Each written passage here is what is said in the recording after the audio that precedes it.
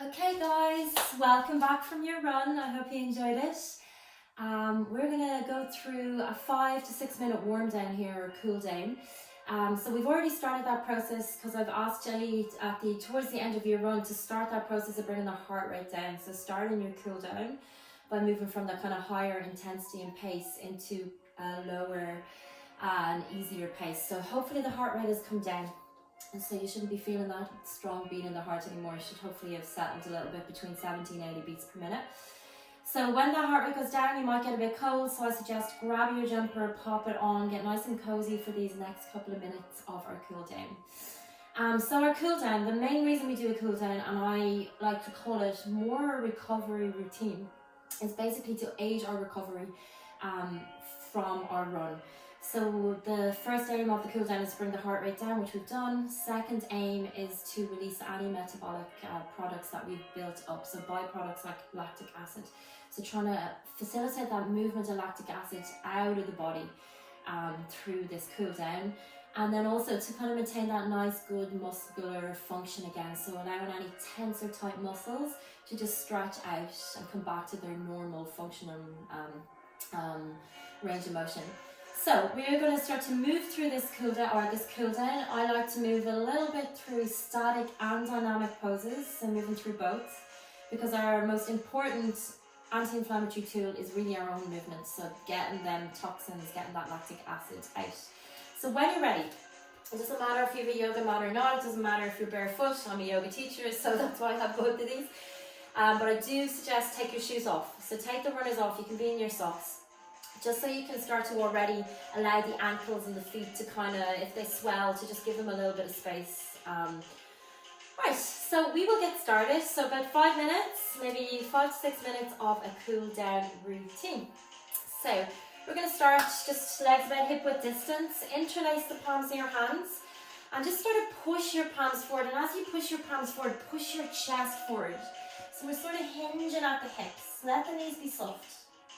And then start to lift yourself all the way up. So pressing the palms of the hands towards the ceiling, lengthen through the side of the waist. Again, you can use your breath in whatever way feels good. So pushing the palms forward to hinge and fold. Pressing the palms all the way up to find a little bit of length. You can lift your collarbones, lift your gaze. And just go for a couple more like this. And it might feel nice for you to just stop at one particular pace. So if it does, you can hang out here in this hip hinge. Just keep your gaze down, your chin slightly tucked to your chest. Or you could hang out as you stretch up, so pushing down through the feet to lengthen up through the palms. Lovely. And on your next time coming forward, so hinging forward, just let the chin drop to the chest and let the hands come towards the mat. So your legs should be about hip distance. Sweep your hands behind your upper thighs, so almost like you're giving yourself a hug here. Drop your chin into your chest. Look at your knees. So there can be a nice bend in your knees. Drop your hips back in space. Lovely. Now start to lift your gaze forward, bend your knees. And then as you drop your chin to your chest, lift the sit bones and lift the bum towards the ceiling. Nice. So bend your knees, lift your gaze, keep your chest and thigh connected, and then drop chin to chest, drop crown to the earth, lift up through your sit bones. I'm just taking a couple like this. And again, just giving yourself a nice hug. So we are starved from hugs right now with this social isolation. Well, most of us. I hug my dog a lot, but human beings I'm not getting to hug so much. So just give yourself a nice little hug. Lovely. Just take 1 or 2 more like this, just stretching into the backs of the legs here. So back of the calves. Next time you lift your gaze forward, just keep that nice bend in the knees, bring the fingertips onto the mat in front. Heel toe your feet a little bit wider than your hips. Turn your toes out. Now start to walk your right hand to your left baby toe, and then reach that left hand up towards the sky or the ceiling behind. Gaze up. Lovely. Now hinge and fold forward. So left hand comes across the right baby toe. Swap it over. Right hand lifts and fold. Just taking a few more like this. Left hand reaches to the sky. Let your gaze follow, guys. And then fold. Keep taking the weight out of the heels. So leaning a little bit more into the toe mounts. Lovely. So one more twist and action like this. Lovely. And next time you come all the way down, just let yourself hang. So just allow the head to fall here, just finding yourself in a nice forward fold. You can start to heel toe the feet to the width of your hips. And just allow the crown of the head to fall, finding as much length into the feet as you can. So you can pedal the feet out too. You can bend one knee and really press into the opposite heel. So just taking another breath or two here, chin tucked right into the chest. When you're ready, chin to chest, just roll up to standing. So we're going to come all the way up. Lovely. And we build a lot of tension around our shoulders and around our neck when we run, when we get a little bit tighter. So just relieving that. So reach down through the fingers. Drop your right ear towards your right shoulder. Reach a little bit more through your left opposite fingers and see can you stretch the left side of the neck. Lovely. Try to resist the urge of lifting your right shoulder to meet your ear. So it's more the head gets heavy to the right side. Nice. Come back to center. Opposite side, left shoulder, left ear. Feel that stretch. Now reach through the right fingers even more. And come back to center. Lovely. Left hand comes across the chest. Right hand makes an L. Really grab around the front of that right arm and then shift your gaze left. So over your left shoulder. Lovely. All 10 fingers spread.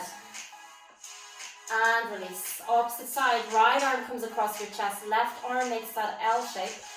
Pull the left upper arm in towards the chest. As you look over your right shoulder, try to relax the shoulders.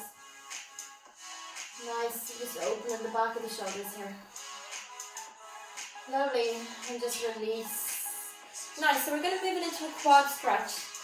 Use the wall if you need for balance. Put the weight into the left foot and just start to bend the right knee. Now take the right hand under the ankle. Start with the knee pointing forward and squeeze the inner thighs in. And then start to let the heel squeeze into the buttocks. So really find that. And then point the knee down. Lovely. Lift the chest. If balance is with you, you can take the left hand and find that right foot as well. Again, try to stretch your quads. Squeeze your sit bones slightly together. Push your hip bones slightly forward. Nice. I'm just going to hold this one for a little longer. You should feel that stretch along the front of the hip flexors or on the front of the quadriceps. Nice, release it out, shake it out. Opposite side, right foot's going to be your standing leg. Again, use the wall for balance if you need. Left heel wants to come in towards the bump cheek to start. Get a nice grip around the foot. Point your left knee down. Try to keep the knees in line with each other. And send your hips forward. Again, right hand can come onto the foot as well, just for an extra stretch here. Relax your shoulders. Just breathe nice and comfortably. So whatever that is for you, in through the nose, out through the mouth, or just in and out of the nose. Whatever gives you most ease. Lovely. Now just release that, shake that out. Nice. Come down onto your mat when you feel ready. So come into a little bit of a toe squat. So we're going to be up on the ball of our feet and our heels are risen, legs about hip distance. And we're going to stretch our toes. So I want you to keep the right foot where it is and just step the left sole of the foot onto the mat. So almost like the tips of the right toe and the left heel are aligned. Yeah? Let the weight settle back. So right sit bone over right heel. Push as much of the ball of the foot into the mat as you can. So avoid being right up on the tippy toes. Push back into the ball of the foot. Lovely. Now shift the weight slightly forward without lifting the right toes off the mat. So right knee goes forward. Lovely. Keep pushing the left foot. So the left side of the foot stays pressing down. Lift your chest. Just really feel that stretch across the toes. Hold it for 1 or 2 more breaths. Lovely. And then release. We're going to swap it over. Step the right foot back. Step the left foot forward. Sole of the left foot on the, the left foot back, right foot forward. So swap it over. Sole of the right foot on the mat. We're on the ball of the left toes. Push back into the ball of that left foot. Lift your chest. Press into the right foot and then send the left knee forward. Lovely. So we're shifting the weight forward, but keeping the toe mounts really rooted down. Stay nice and tall through the spine if you can. So try to avoid falling forward onto the thigh muscle. Lovely. Take 1 or 2 more breaths. Nice and slowly release. So step the right foot back, come onto your knees. Lovely. Now bring the palms onto the mat. Find 4-point pose, so table. Right foot outside right hand, right knee over right ankle. Lovely. Now press down into the right foot. Tuck your back toes. Lift your back knee. Get a nice stretch in that back left hip. Now, so bring a little bit of movement into it. So creating these little circles of the knee around the ankle. And there's almost a little bit of a roll around the ball of the foot. So we're rolling from the inner and outer toe mount here. So from the big toe mount to the little toe mount. Lovely, just stay moving like this. A few breaths. And as you go in one direction, we're going to work it back in the opposite direction. So circulating around the ankle bone in the opposite direction. Take a little bit of space into the hips. Lovely. Now pause in stillness. Push your left palm down, spin your right hand up so you're wrapping your lower left rib out to your right thigh. Keep the right knee over the ankle, keep the right big toe pushing down, reach through left fingers. And then start to bring the right elbow to right ankle. Nice, now spin the right hand up, open the ribs and chest. Exhale, right elbow, right ankle. Again, breathe whatever way feels comfortable for you. You know I'm a yoga instructor, I can't help but cue the breaths, but it's not that important really, just as long as you're breathing and there's a comfort and ease to the breaths. Lovely. Just take about 2 more like this. Again, the lower left ribs reaching for the right thigh, right elbow dropping to right ankle. Nice. Now next time you come down, take the right hand outside the right foot, drop your left knee. Heel toe, right foot over to the left. So we're coming into pigeon pose. Big stretch for the IT band. Drop the knee and the shin to the mat. Lengthen your back left foot back. Lift your chest forward. And then just fold in the chest over the thigh. Let the forehead rest onto the palms of the hands here, or the mat, or the floor. And just see, can you sit in this pose now for a couple of breaths. So again, this one is a good one to really just open the outer hip. TFL, IT band. Lovely. Now nice and slow, we're going to come out of it, guys. So I want you to lift your gaze. Slide your hands back towards your shins. Tuck your back toe under, lift your back knee, and then slide the right foot back. Lovely. Send the left foot to the outside of the left hand. So opposite sides. Again, you can just ripple forward and back for a moment. Allow a little bit of space, come back into that joint. And then start to make those little circles around the left ankle. Just loosening up the left hip. Try to really allow a little bit of space there, because a lot of tightness starts to build up once you stop running. Because we really overutilize the muscles around the hips to run, like our glutes and our quads. So just allowing that little bit of space to come back. Go back in the opposite direction. So circulating the opposite way. Lovely, guys. Now try to come towards stillness. Push through the right heel, so right leg strong. Push through the right hand. And with an inhale, left hand reaching up. Gaze will follow left hand.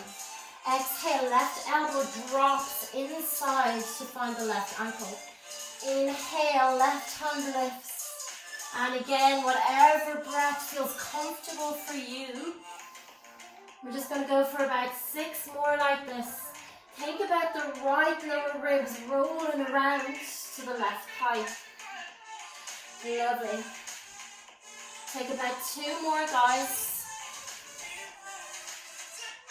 Next time your hand is going to come down, take it to the outside of your left foot. Lovely. Drop your right knee. Heel toe the left foot off to the right to find pigeon pose. So allow the knee and the shin to fall parallel to the front of the room or the mat. Slide your right foot back. Lovely. Let the right hip drop down to the mat. Lift your chest to start and then fold. And the forehead's going to rest on the hands. There's going to be a softness now through the whole length of the spine. Feel the left outer hip and see, can you just allow a release of the muscles there? So rather than trying to grip, can we soften them? And we're going to take about 3 more breaths in pigeon pose. It's our last pose of our cool down. Lovely, guys. And when you're ready, again, nice and slow to come out, lift your gaze, push the palms into the mat in front of the shins and just slide that left foot back. And just take a moment or two to kind of give a little bit of a wiggle or whatever feels good. And that's it, you've your cool down done. So well done for your run today, and so glad that you could join us, guys. And again, don't forget that another part of the cool down and recovery is to get that fuel on board. So try to get hydrated and try to get some fuel, some food in the next 20-30 minutes. Try to get that into you. So I suggest a 3-to-1 kind of carbohydrate protein ratio. So again, thank you so much for joining us and joining Reformation. And so glad to have you guys part of Reformation Run Club, and hopefully see you next week. So bye bye.